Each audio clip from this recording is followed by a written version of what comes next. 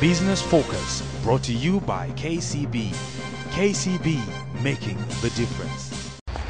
It is the 8th of November 2012, yet another Thursday, when we get the exciting opportunity of embarking on a 30-minute journey of unlocking the business potential of entrepreneurs across the East African region.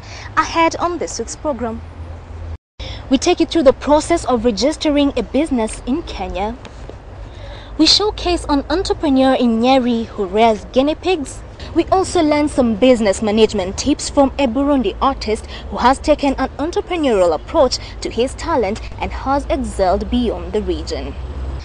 Remember to send us your feedback about the show on our email address bf@standardmedia.co.ke or SMS number 8041. I am your host, Mala Kivila. I now hand you over to Bonnie Tunya, a new member of our team who will take us through the Business Beyond Limits segment. Bonnie.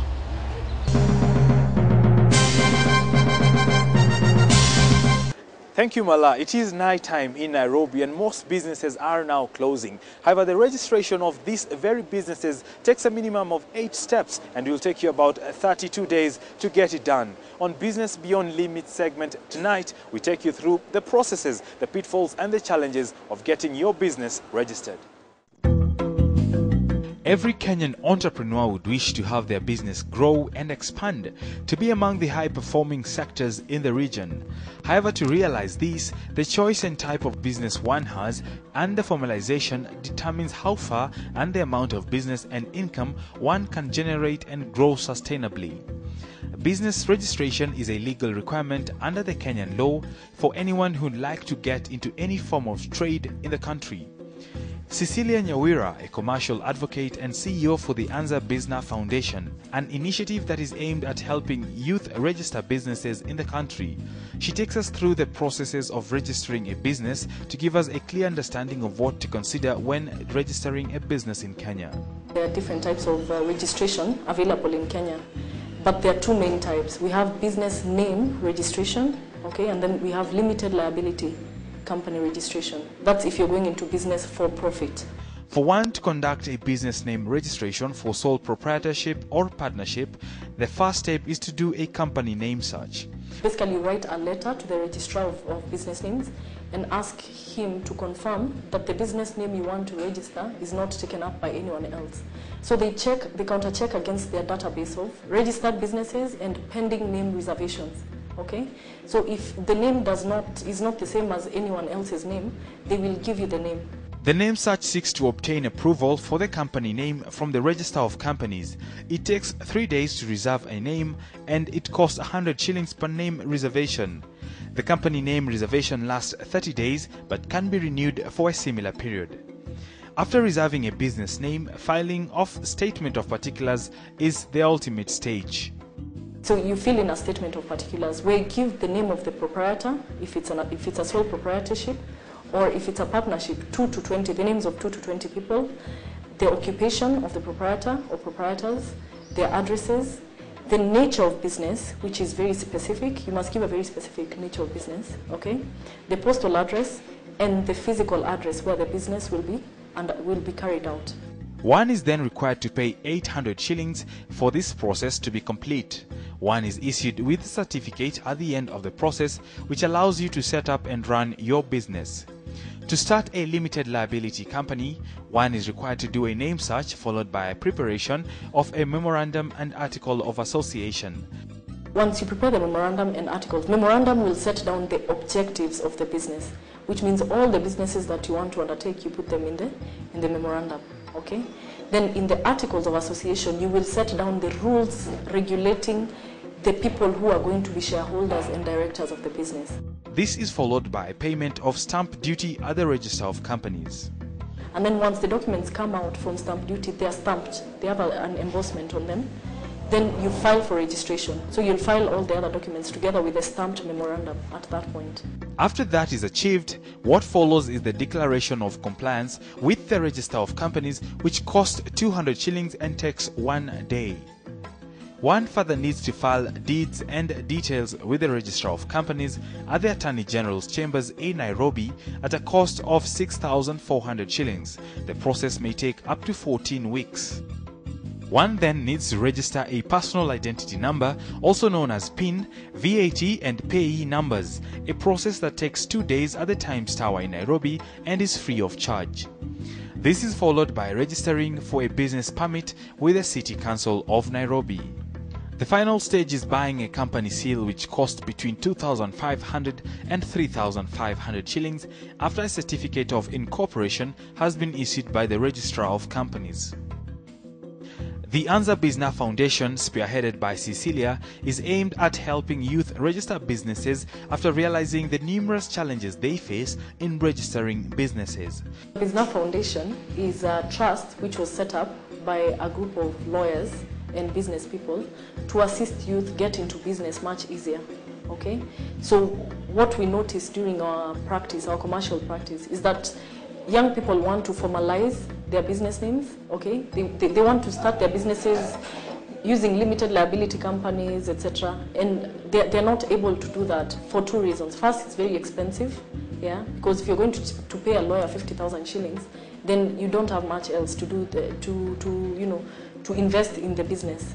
Ranging from the time it takes to fully register a business, currently it will take you a cumbersome 8-step process, and the applicant will then have to wait a painful 32 days to have his or her business fully registered. You can spend anything from 1 month to 3 months to get the business name certificate out. It is worth noting that younger economies like Rwanda have streamlined their processes and would only take a record 48 hours to fully register a business. In Kenya, the process is centralized in Nairobi, thus marginalizing people who live far off towns. Someone wants to register just a simple business name. They come all the way from Bungoma to Nairobi just to check for the name. Then they are told, come after 5 days, just to confirm that the name is available.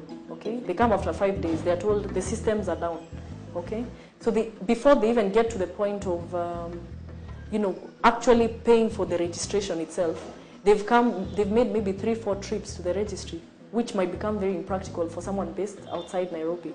However, despite these challenges, there is hope through initiatives like Cecilia Nyawira's Anza Bizna Foundation, local law firms, as well as the former KenyanCompany.com that are ready sources of information.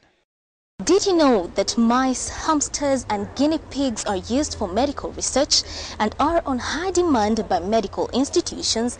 Well, in the Emerging Enterprises segment, we spend time with an entrepreneur in Karatina who is reaping gains from rearing guinea pigs. Keep it business focused.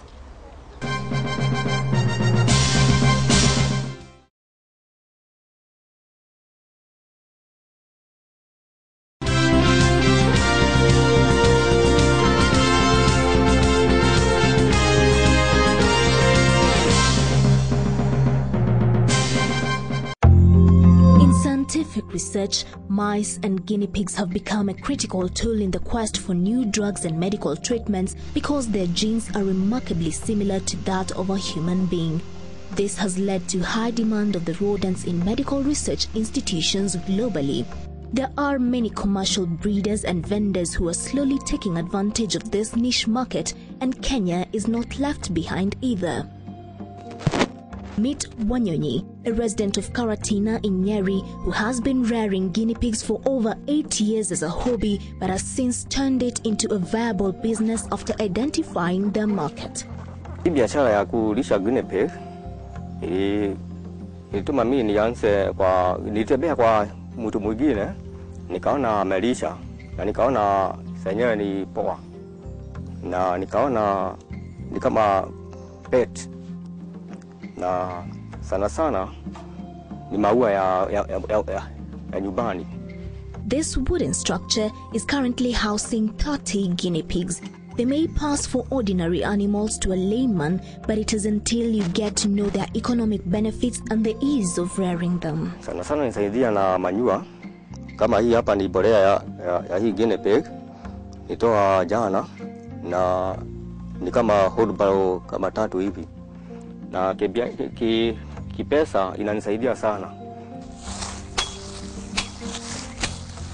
Unlike rabbits, guinea pigs feed on smaller amounts of food available locally.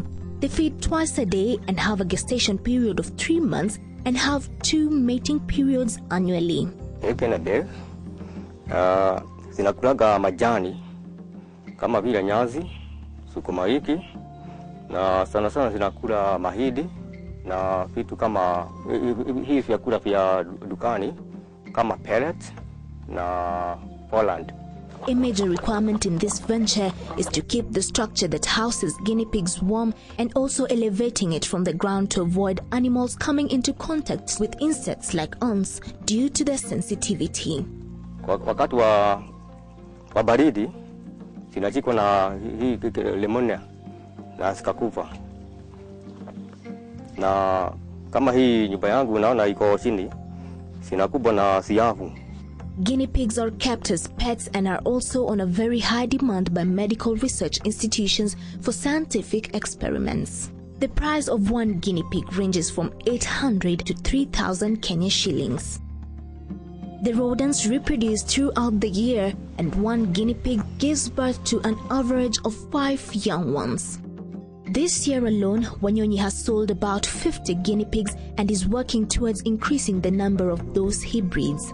He sells his guinea pigs through brokers, but he is currently working on edging them out so as to increase his profit margins in the near future. In the vision 2015, nataka kuwa na kama 200 hivi, ili nijinue kibiashara. Na kama pia biashara inaweza tokea, inaweza kufuga miji. Wanyonyi has demonstrated that in entrepreneurship, when one identifies a new market and puts up the right structures to satiate the growing demand of a product or service, success will always be imminent.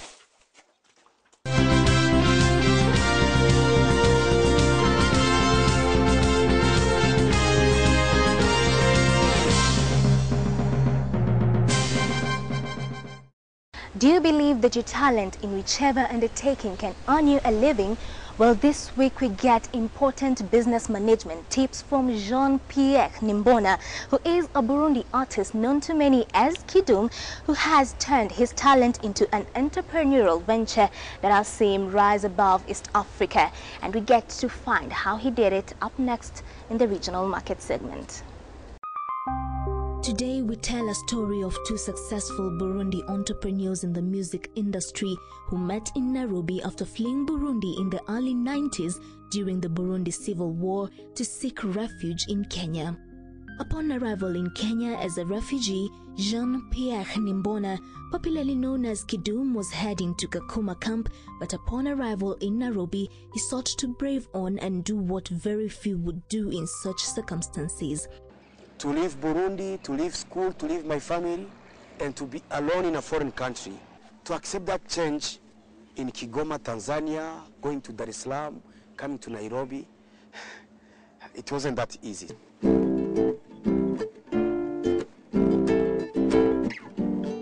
Kidum met Robert Kamanzi, who had also fled Burundi, and the two decided to walk the music journey together. Previously, I was supposed to go to Kakuma refugee camp. And you have never been to a camp, a refugee camp. You don't know what I'm talking about, but I used to have some friends there who were telling me what was going on. I said, no, I'm not going there. I will fight on here. I'm going to make my struggle here in Nairobi. So I joined the Hot Rod Band. I came here in 1992, of course fleeing fracas and war back at home. And as I was here, I lived here, I went to school here. When I finished college, I decided to establish my company.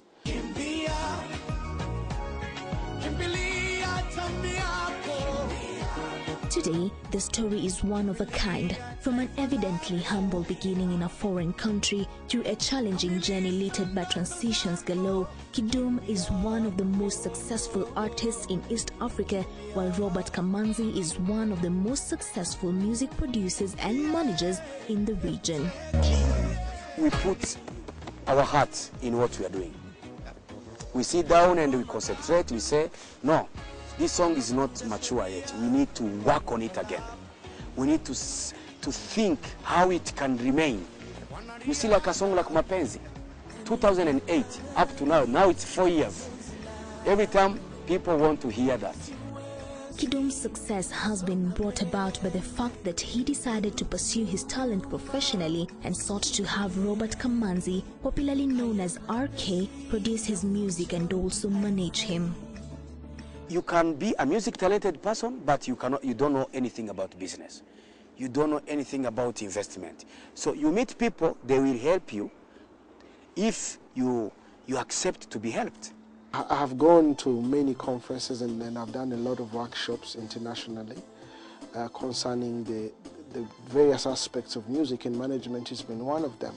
So I decided to bring that knowledge, to put that knowledge to use, and to help some of the artists, go where they're supposed to go. And I registered a company called Ngoma Talent Management, specifically to deal with such. This has translated to the renowned artist concentrating on improving his talent and working on new songs, while the manager gets to market his music and get him events throughout the year. If I take someone like Kidum, he's this great musician, this great artist, but who has a challenge handling the business side of that art. We advise them on some of the things to do, or lead them to those who can actually advise them where to invest, what to do with their money. And of course, many of them invest back the same money into their own work so that they can improve it. With his band of 11, Kidum has events 7 days a week, all year long. During weekdays, he performs in various entertainment joints in Nairobi, while on weekdays, he has special events that attracts a bigger revenue. At least every week there is a special performance, a special function, a corporate event. And there is also another one, a tour in the region. At least every 2 months, we have to go to each one of these member states of East Africa community. After 6 months, I have to go to Europe to face my fan base there. At least mambo imepangwa. The manager acknowledges that local events attract between 20,000 and $500,000 Kenya shillings, while international events attract between 5,000 and 50,000 US dollars per performance. If you grow even bigger than that, who knows? All the way up to $200,000. But it's growth. However, the artists have to be equally careful to invest the income generated in the right channels. On stage, we are like 11 people. And can you imagine? And we used to be 5 people on stage. So you can now see the way things have grown. Kamanzi produces and manages more than 10 popular artists in the region and gets a 20% fee from the events he organizes for them. Now we have artists investing in real estate. We have artists investing in all kinds of things, starting other businesses on the side. Kidum's secret to remain popular in the industry includes producing an inclination to albums that appeal to both the young and the old and have a strong message. I'm a big advocate of the East African community because I think as a community we have more people, we have more, the audience is bigger, the market is bigger. So I believe we will do even better if we can operate as one region. The two have overcome their share of challenges in their respective ventures, and their success has been brought about by endurance and sheer determination. That's all we had time for on this week's show. We are always happy in shaping the future of entrepreneurship in East Africa. So do send us your feedback about the show on the email address bf@standardmedia.co.ke or SMS number 8041. The conversation continues on Facebook and our Twitter handles appearing on your screen right now. Till next week, my name is Boni Tunya. From myself and the entire KTN team, thank you for watching. It's good night and God bless.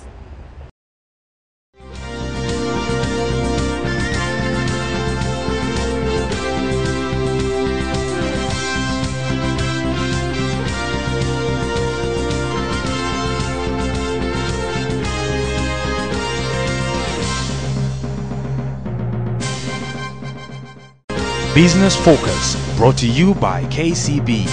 KCB, making the difference.